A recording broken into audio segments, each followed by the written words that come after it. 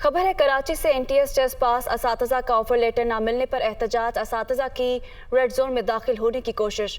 Police की भारी नफरी ने असातिज़ा को रोक लिया। मुतअद्दिद को हिरासत में ले लिया गया। असातिज़ा ने 2013 में एनटीएस टेस्ट पास किया था। तो आपको बताएं कि एनटीएस टेस्ट पास असातिज़ा का ऑफर लेटर न मिलने पर एहतजाज। असातिज़ा की रेड जोन में दाखिल होने की कोशिश, जबकि पुलिस की भारी नफरी ने असातिज़ा को रोक लिया, जबकि मुतअद्दिद को हिरासत में ले लिया गया है।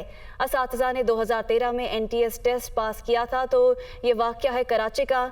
इसी बारे में मज़ीद जानेंगे अपने नुमाइंदे एहसन चांडियो से। जी एहसन, बताइएगा कि असातिज़ा ने 2013 में ये टेस्ट पास किया, 2022 से इतना टाइम क्यों लगा?